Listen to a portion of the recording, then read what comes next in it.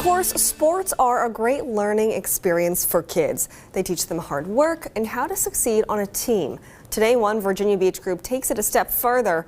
It's the Making of a Man event. On any given day, the VA Titans basketball team is working hard on the court. But on this Sunday, we found them here, soaking in an important success story inside of this library in Virginia Beach.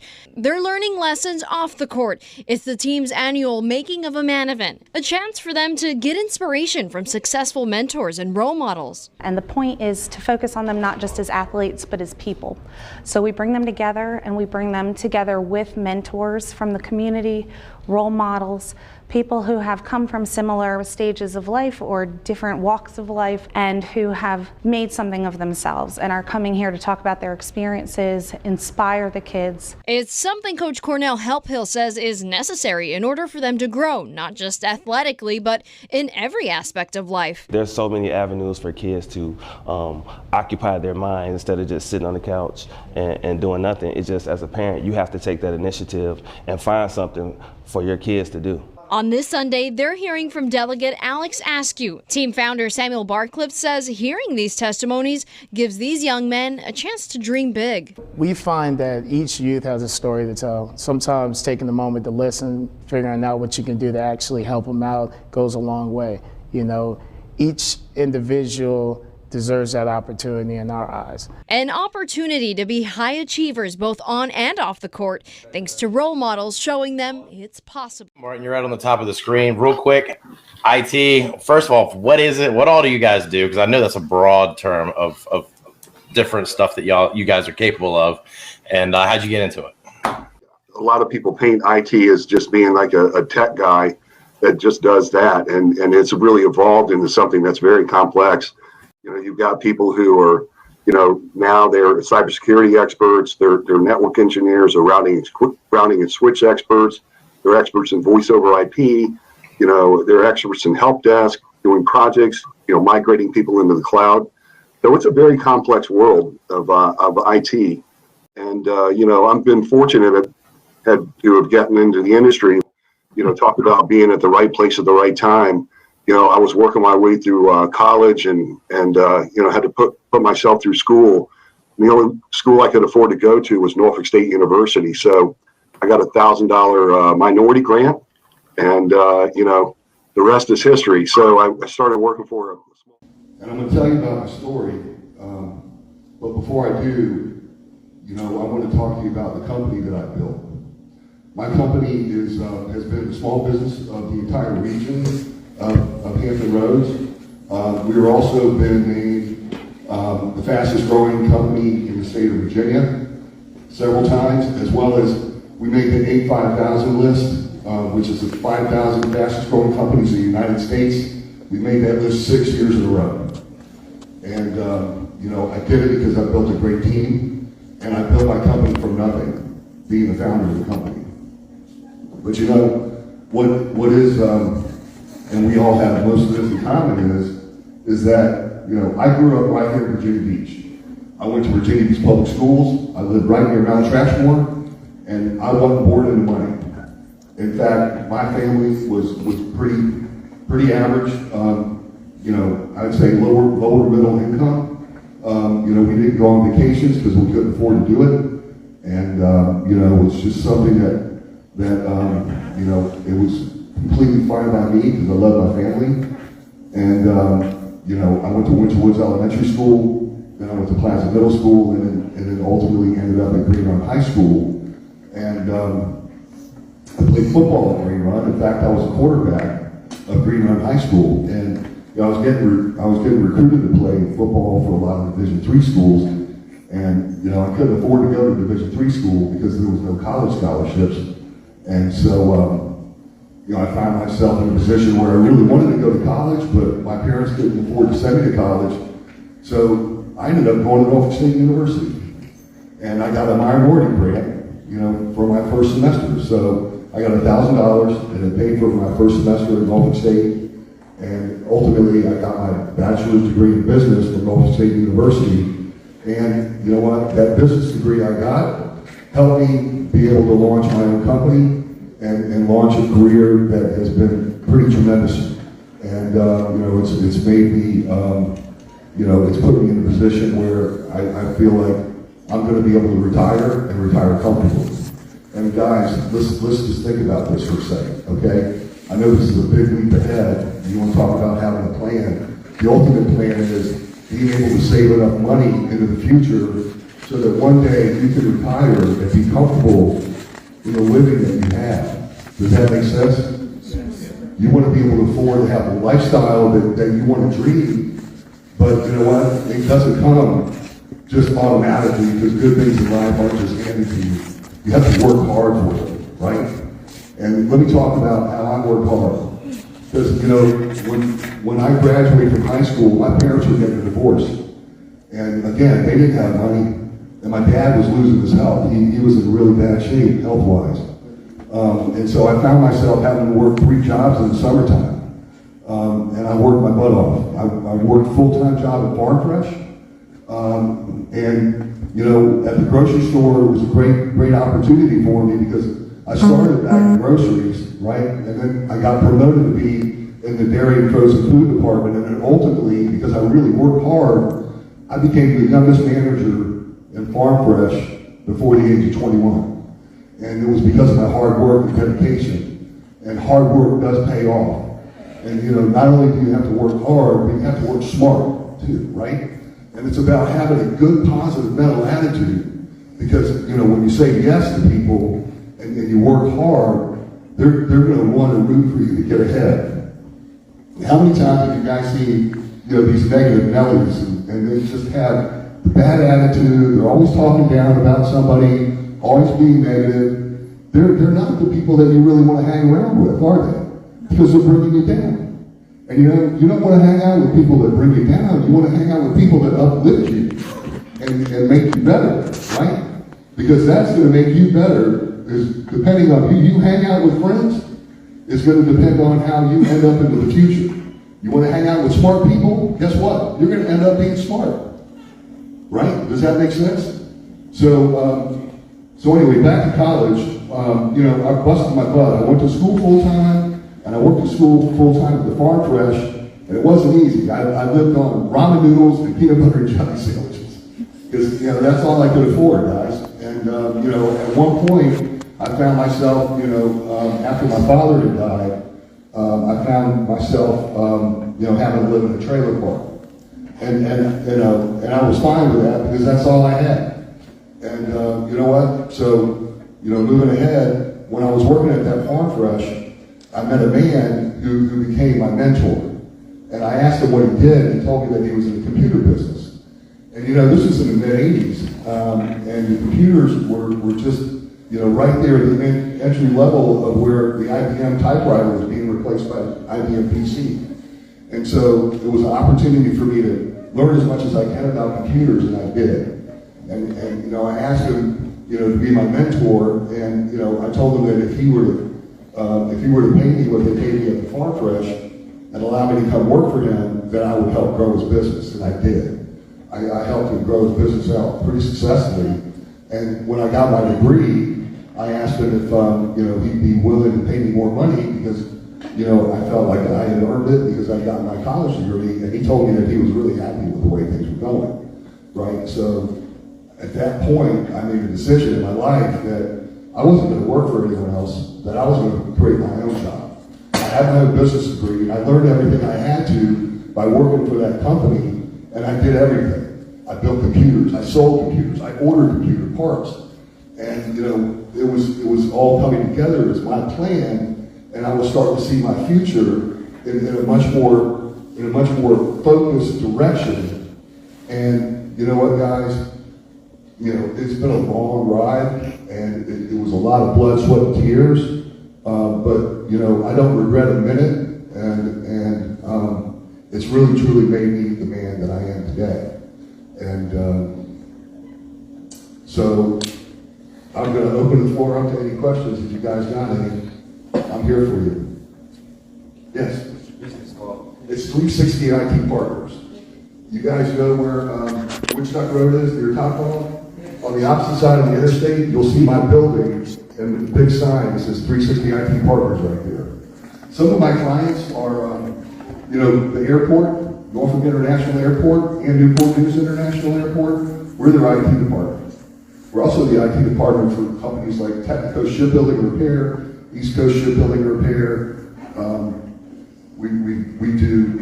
We're in the manufacturing companies, we do insurance agencies, medical companies, dental, nonprofits.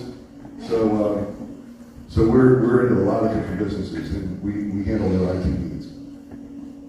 Anyone else? Yes. What advice would you give someone who has just left social?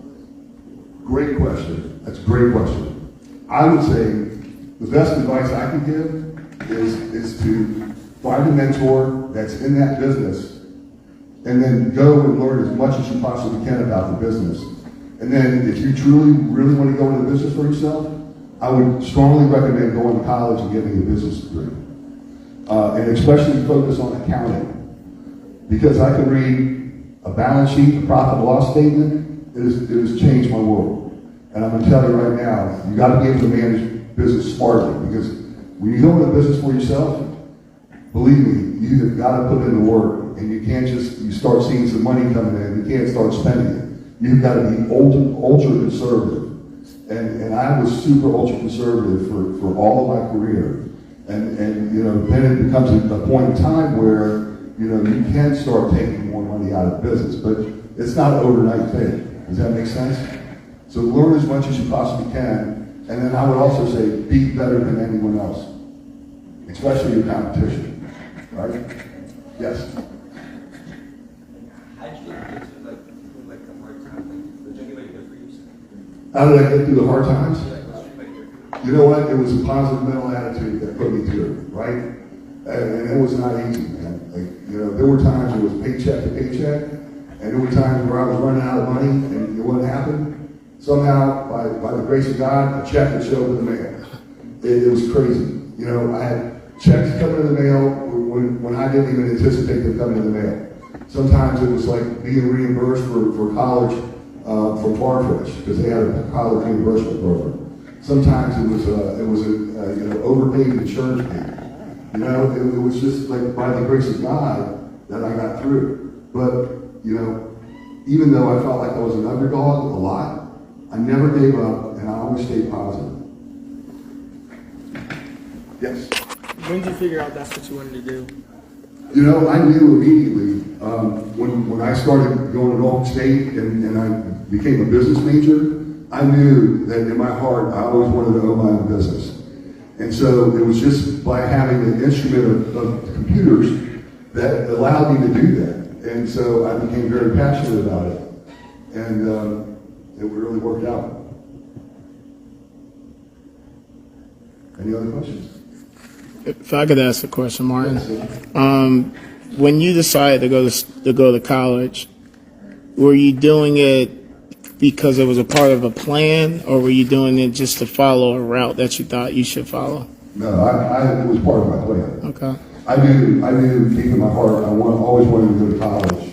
And I had an older brother who went to college, and it just so happened to be Norfolk State. He was much bigger than I was, so he got the college scholarship, and I didn't. And he said the first college that came along that offered him a full ride, he would go.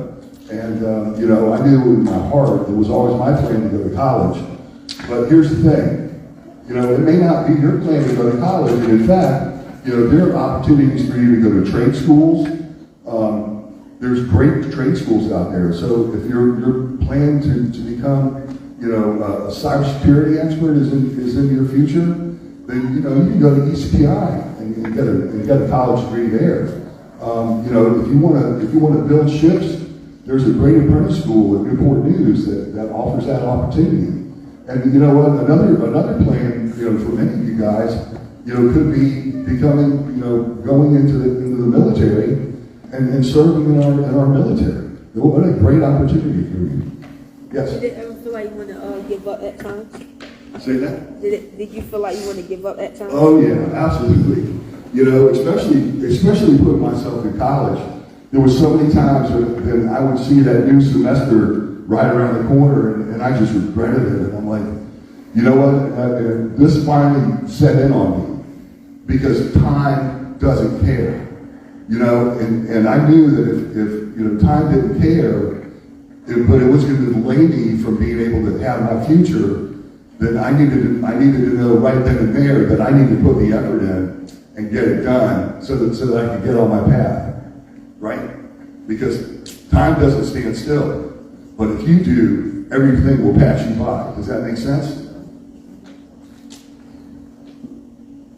Well, I just want to thank you all. Oh, I'm sorry. One more question. Like, what year, or how many years did it take for you to start being successful? Yeah, that's a great question. So, you know, I would say that really in 1995 is when I founded my business, right? On my own, because previously I had a partner in that. And we were together for about 4 or 5 years. And we did okay, but there was some things that happened that split us apart. And in 95 I started my business, and it really wasn't until really 2010 when I really, you know, hit a place in my career where, you know, things really turned around, and I really was able to start putting some real money in the bank. And again, it was being conservative and not trying to live a big lifestyle. And even today, I don't try to live a big lifestyle, guys. I'm very humble. I don't post, you know, crazy stuff on Facebook about, you know, what I've got and, you know, what success I've got. Like, I'm humble. And I would also say to you, stay humble. And there are 3 things that are going to make you a great team player, right? Those 3 things are, you need to be smart, you need to be hungry, and you need to be humble. Because those things are what are going to be able to make you successful in life. Smart, hungry, humble. Okay? I just want to thank you all for giving me the time today. Okay? For me, the routine, you know, even helps me to this day. So like being a student athlete, definitely on a college campus, is like having 2 full-time jobs, right? And so in corporate America, I sit around these leaders, these managers, these directors, right? And they're complaining about, you know, time management, or I have so much on my plate. But as a student athlete, right, you got basically 16 hours, and you got so much to do, and so you got to be really efficient, right? And so that's what I take away the most, is that, man, I'm efficient. I'm gonna get this thing done in the least amount of time, and it's gonna deliver like high quality, right? And so if that created anything, is that one, you know, I got to get this thing done, and I'm not going to complain about it, right? Because when you complain about something, somebody else is about to take your job, right? You know what I mean? So I still do it to this day, right? I take these characteristics, and I see these people, you know, high level execs complaining about this. I'm like, man, this is not pressure, right? This should be simple. That's all you've ever known. So the routine, I think, is one, and then just the time management is crucial. Super right? crucial. I'm a witness, everybody. Yeah. Time management is critical with athletics. Right. And so even with work, when I have these big projects, I still don't miss family time. Okay. You know what I mean? I keep a proper perspective, and that's what student athletes have to do with so much going on. Like, you can't miss a team meeting because you got a 30-page paper due. Right. You gotta make it work, and so get the job done. That's what coaches want, right? And that's what your professors expect, is like, I give you this, get it done. And so that's my mentality. I'm not about to complain about it. I'm gonna find a way to complete it, and complete it with high level results. The near-death experiences I had to go to get here. You can't see none of that. So I hate when I have these opportunities, and people be like, "No, you inspire me," without knowing that I almost lost my life. I almost went to jail. I could be dead right now and not have this opportunity to be here.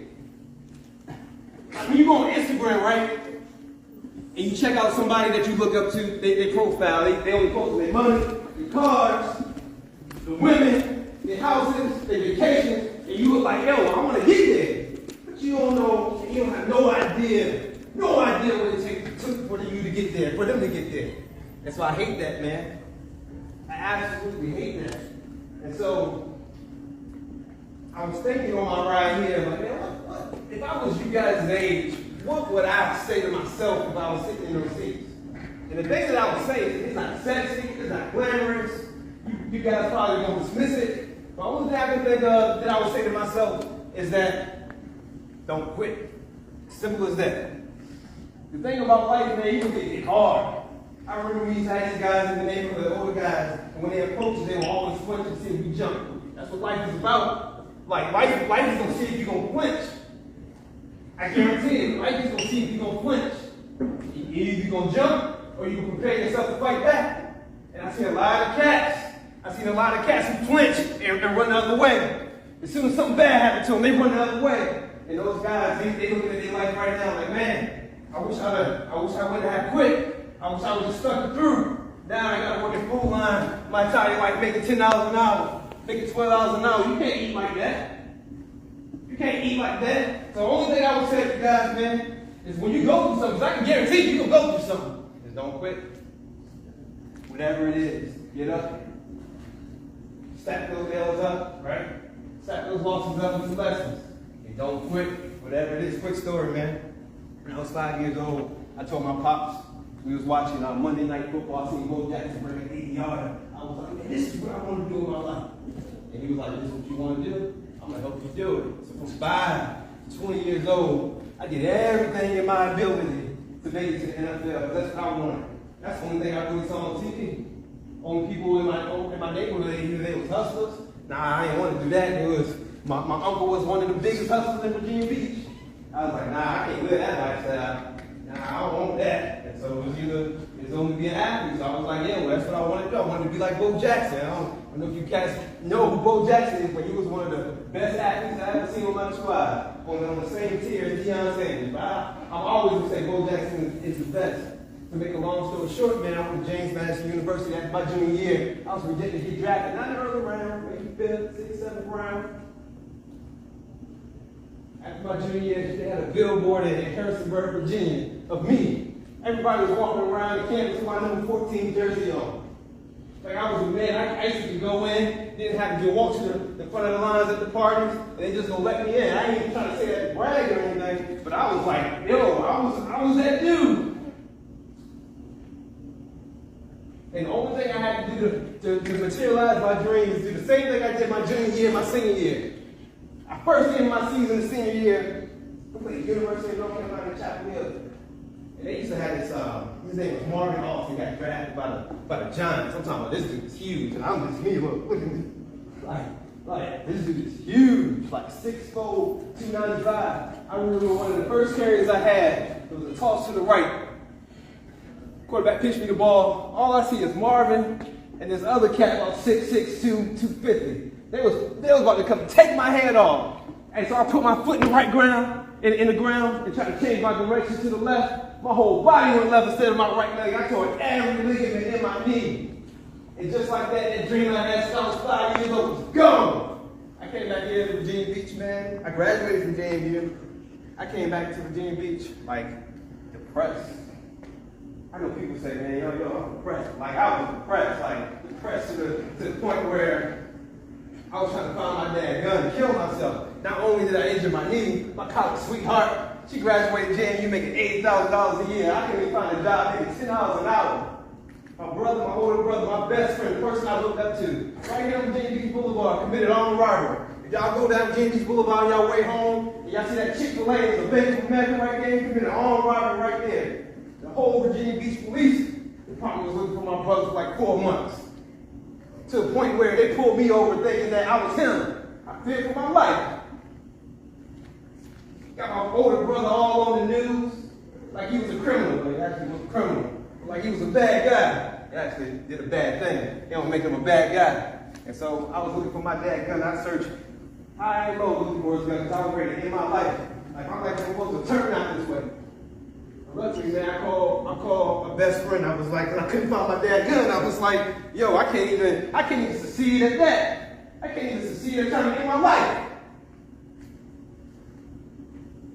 Luckily, my friend, man, talked me off the ledge. And he told me something that I never forget, that I take with me everywhere I go. He's like, man, embrace your struggle.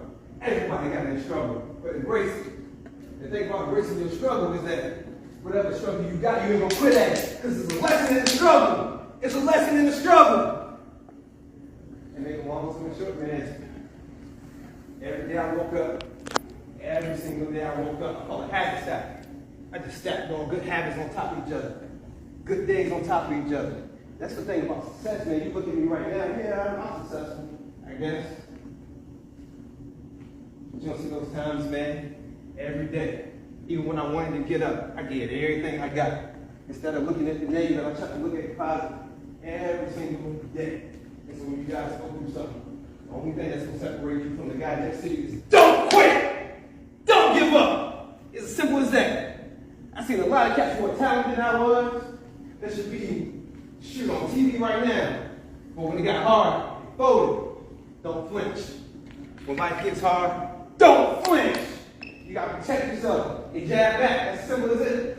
Simple as that, man. Don't quit. Do not quit. I ain't gonna spend too much time, man. But I turned into an author. Man, and I wrote a book series called the Askew Student Book Series. It's freshman, sophomore, junior. I have yet to finish senior year. It's about this young kid, man. He nominal athlete, right? And he aspires to go to the league, but before he can do that, his college will take him through his freshman, sophomore, junior year. He balances drugs, alcohol, girls, peer party, pressure, the things that happen on the college campus that nobody really talks about. And I'm an award-winning author at that. If you ask me, when I was 5, 15, 20 years old, would I write a book? Would I go back to school, get my doctoral degree? It ain't nothing special about me. I just stack those days on top of each other. I set a goal and I go get it. I tell young cats when I have a chance to speak, the only thing that saved me again is that I talk to myself in the mirror, man, like I'm crazy. But I ain't talking to myself. I'm talking to my older self. Like when I was 5. Like I talk to my 20-year-old self. Like right now, as a 30-year-old man, I talk to my 40, 50-year-old self. And that 40, 50-year-old version of me, he is counting on me to make good decisions so he can live a better life. You get what I'm saying? That's the only thing that keeps me going. So when you guys get home, talk to the older version of yourself. How old are you? All right, so talk to the 20-year-old self, right? He's counting on you. He's counting on you to make good decisions so when you get to be 20, you can have a better life. Man, that's a lot of responsibility. I see y'all in here in the light, some of y'all joking and stuff. Yeah, I get that. Y'all want to joke and play around, but life is too serious to be playing around. Life is too serious to be playing around. There's a 10-year-old right now taking life serious who want to take your job. Whatever you aspire to be, we want that. Deshaun Watson can say, hey, I want Baker Mayfield's job. Trade me to the Browns. Just like that, he took that man's job. It's that easy. Somebody wants your job. So have that conversation with yourself, man. I talk to my 60-year-old self like, yo, you need to be working. I need you to do X, Y, and Z. So when I'm 60, I can be on the beach somewhere. I got 10 properties paying me every month, passive income. I have those conversations with myself. Because every day, I have to stack them up, man. I stack those wins up, and if I lose, I stack those losses up into lessons. It's as simple as that. It's as simple as that. Yeah, so I'm gonna end that debt, man. Hey, you take anything away, man. Don't quit. Well, life get ready to put that power punch at you. Yeah, you can flinch a little bit, but get ready to protect yourself before it punch back. Yeah, every single time it happens. I guarantee you guys will go through something. Y'all gonna lose your love, and when you get sick, something bad is gonna happen to you. But the simple thing is how you gonna respond. That's what separates you. Respond, but don't quit. That's my time, man. I got 3 books for the first 3 people who ask me questions. You can have a book, man. I enjoyed this. Oh, I can go all day. I enjoyed this. What's your name, man? Gavin. What's up, Gavin? You said Gavin? Yeah. What's up? Have you always had that mentality about everything? Like, don't give up? And if not, what did you do? No, man, I want to keep this school side. I told you, I wanted to give up. I haven't always had that mentality. Nah, but so many along the way. The thing about being an athlete, I'm pretty sure all you guys are athletes, is that you guys got lessons that you can carry for a lifetime that other cats don't have. Like accountability, perseverance, and hard work, right? Those things, man, it's not just for you to compete on the court. Those things you take with you throughout your life. Take it with you. Like I use that stuff. I started playing ball when I was 5. And we used to just run and race against the man next to me. I'm like, all right, I want competition. I compete. You take that stuff with you. That's what you're doing. Everybody's not doing this so they can make it to the league right now. You are building your character. You take these lessons with you. I appreciate that, guy. I'm sorry, I can just go. When I go, I go. I'm an introvert, man. I don't talk that much. You got a lot of questions. What's up, man? What's the like inspiration to you? I know you said you like Bo Jackson, but who was someone who inspired you? Ooh, I get inspired. The thing about inspiration is that I gotta find it like every single day. Like if I come in here and I try to inspire y'all go home next week, you didn't forgot about it. You know what I'm saying? Inspiration, I try to find it every single day, whether I wake up, I pray, or I find a motivational video or something on TV, or I see a news article. I find that thing every day. I wake up at 3:30 every morning. I hit the gym. I'm listening to something. I ain't even listening to music in my on my earphones. I'm listening to something that's gonna motivate me to push me throughout that day. Like every day, I'm trying to go and get it. And so every day, I find something that's gonna push me. Like, all right, no, that's it. That's gonna push me with whatever I come against that day. It's gonna push me through that house. I got one. Dr. Snap, questions if you want. What's up, man? Yeah? Hey, man, being an author, man, is one of the dopest experiences I ever had. You know, I'm just like everybody else. I'm always on my phone, right? The thing about being an author, I lock my phone in the other room, and I'm just sitting at the computer. I got an idea of what I want to write about. Each chapter take on the life of its own. I got an idea. I didn't realize how creative I was when you put the distractions away. When you stop dealing with when you're on Instagram or what y'all on TikTok now, or just looking at videos, it's just me and myself. I'm coming up with new ideas. I'm like, oh snap, where'd that come from? I'm like, I'm creative. All I started, I think of me being an author is like me being an artist. I take this blank canvas and I fill it with words that make sense to the reader. Who's gonna be like, hey, hold on, what's gonna happen next? I can't put the book up yet. I gotta read the next chapter. Yo, it's like the dopest experience. If you don't think you can do it, just put the distractions away. Just sit there. Sometimes, man, I gotta sit in one spot for about 3 hours till the idea comes in. But I just keep on going. I'm like, man, I gotta finish this thing. What's up, man? It's good. I know that you need to have the type of mindset. It's not just like what you do, you can figure out that you need to have that mindset. So after I kind of like pulled myself out of that depressive mindset, because therapy wasn't really a thing then, we had this at my job. I got this entry-level job at Anthem. It used to be called Manhood, and I found out they had this leadership development program.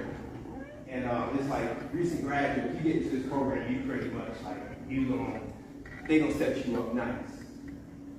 And I remember using everything that I learned in athletics. I was like, man, I'm gonna get this joint. And I used to meet with every leader in the whole organization. I found a mentor.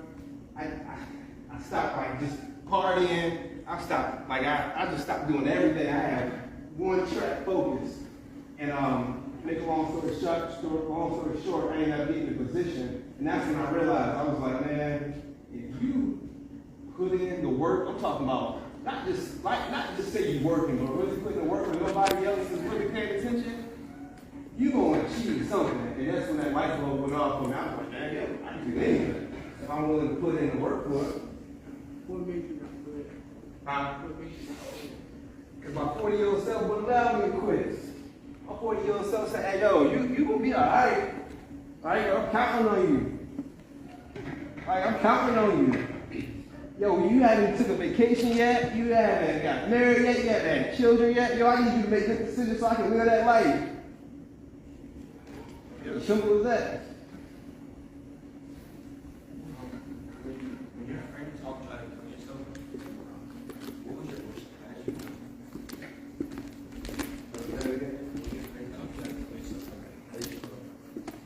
I felt defeated, man, because I was like, yeah, it's really that time.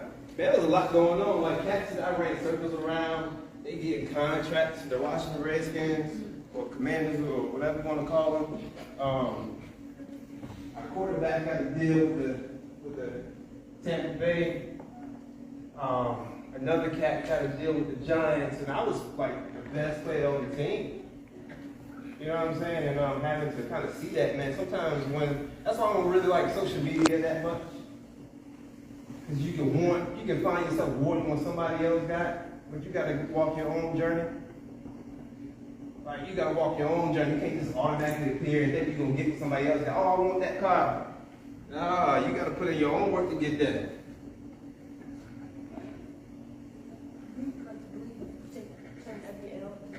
Oh, heck yeah. Every L into it. I ain't gonna say a W. I wouldn't go that far. You can't take every L to a W, but you can learn a lesson from it. And every time that I took one, whereas like maybe I did something wrong in my job, just turn it around and go hard. Like nobody can ever say nothing bad to me because they know, all right, if I did something wrong, they know I'm gonna do something right. Another 10 times. That's it, man. Sometimes we like ponder on those L's, and I can do it too. Like we start to like make up things in our mind. Like, oh, I got this L.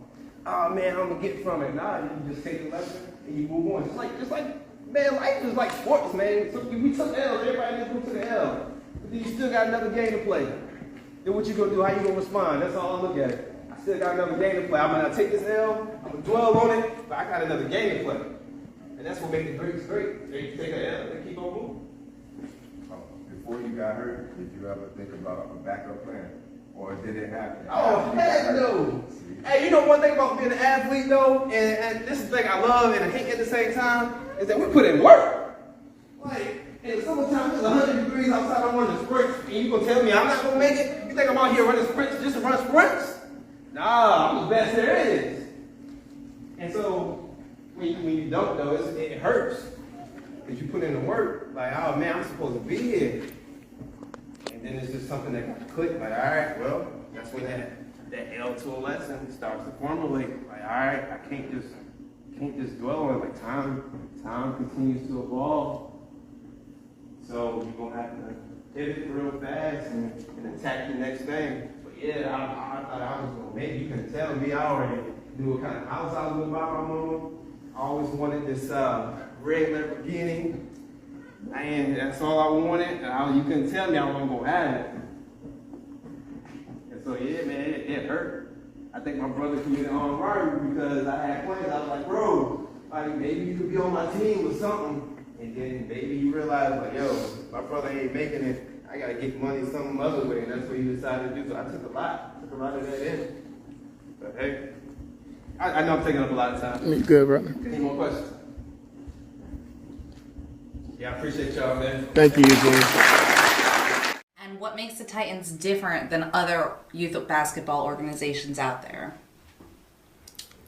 I guess I'll start with that first. I don't have an organization. I'm a part of one. I don't have one, but to be a part of the Titan organization is a wonderful thing. It's better than most organizations because we truly care about our kids, our people, our families, our friends.